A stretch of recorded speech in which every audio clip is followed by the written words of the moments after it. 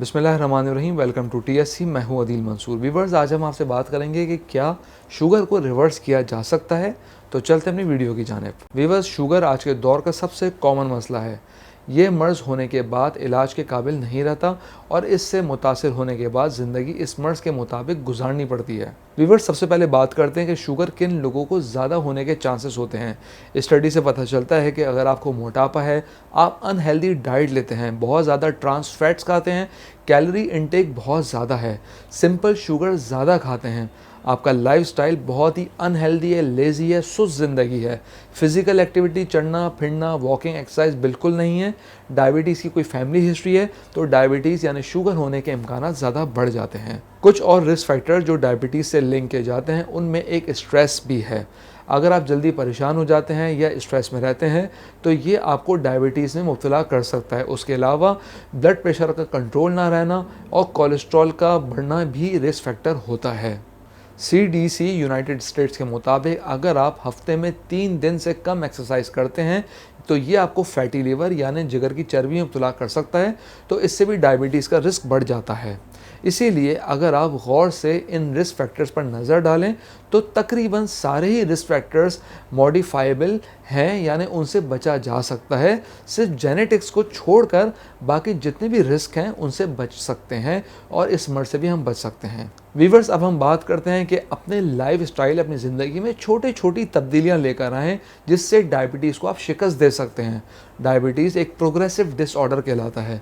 जितना sugar uncontrolled होगी, जितना ज़्यादा ये खून में शक्कर बढ़ेगी, उतना ही आपके जिस्म में नुकसानात और पेचीदियाँ सेहत की पैदा होती चली जाएंगी। व्यूअर्स, शुगर से बॉडी में जो प्रॉब्लम्स आते हैं उनमें एक है मैक्रोवैस्कुलर डिसऑर्डर और दूसरा है माइक्रोवैस्कुलर डिसऑर्डर। मैक्रोवैस्कुलर वो है जो हाई ब्लड शुगर से मेजर वेसल्स के डैमेज होने से होता है, जिसमें दिमाग की वेसल्स के ब्लॉक होने से स्ट्रोक, हार्ट वेसल्स के डैमेज होने से हार्ट अटैक और पेरिफेरल वेसल्स के डैमेज होने से आर्थराइटिस हो सकता है।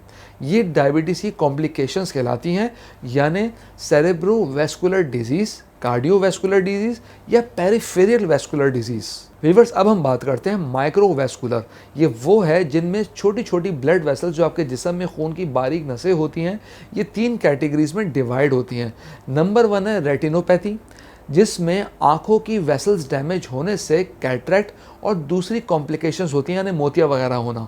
नंबर 2 है नेफ्रोपैथी, जिसमें गुर्दे ख़राब हो सकते हैं। और नंबर 3 है न्यूरोपैथी, जिसमें जिस्म की नसें डैमेज हो सकती हैं। शुगर के मरीजों के लिए बहुत ज़रूरी है कि वो इन पेचीदगियों से बचने के लिए अपनी डाइट को कंट्रोल करें। हम अपनी रोज़ाना की ग़िज़ा में तकरीबन 70% कार्बोहाइड्रेट्स लेते हैं, जो डायबिटिक्स और प्री डायबिटिक मरीजों के लिए बिल्कुल भी सूटेबल नहीं है। प्री डायबिटिक वो लोग हैं जिनको डायबिटीज़ हुई तो नहीं है, लेकिन उनकी शुगर नियर डायबिटिक रेंज में रहती है, यानी अब उनको अगले फेज़ में डायबिटीज़ बिल्कुल डायग्नोस और कंफर्म हो जाएगी।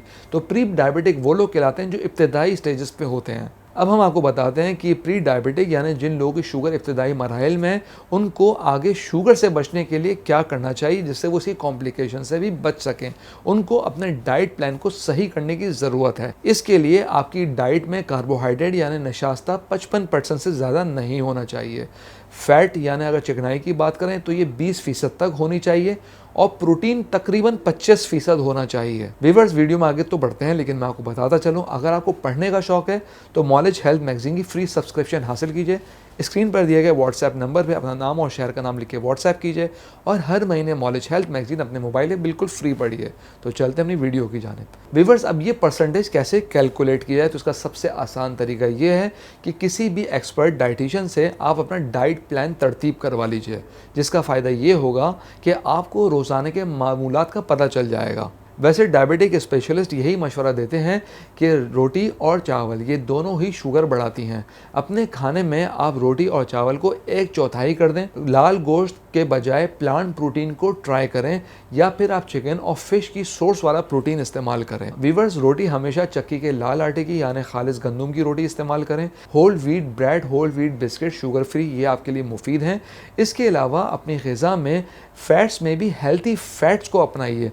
ट्रांस फैट्स या सैचुरेटेड फैट्स ना हो जो नुकसान पहुंचाते हैं। चीनी का डायरेक्ट इस्तेमाल नुकसान देता है, इसके बनस्बत अगर आप कोई फ्रूट इस्तेमाल करते हैं उसमें जो इनडायरेक्ट शुगर होती है जैसे फ्रक्टोज वगैरह, तो वो कम नुकसानदेह होती है। वीवर्स, इसके अलावा कैंट होम्योपैथिक फार्मेसी का तैयार करता सिजिजियम डायबिटीज ड्रॉप्स शुगर के मरीजों के लिए काफ़ी इफेक्टिव है।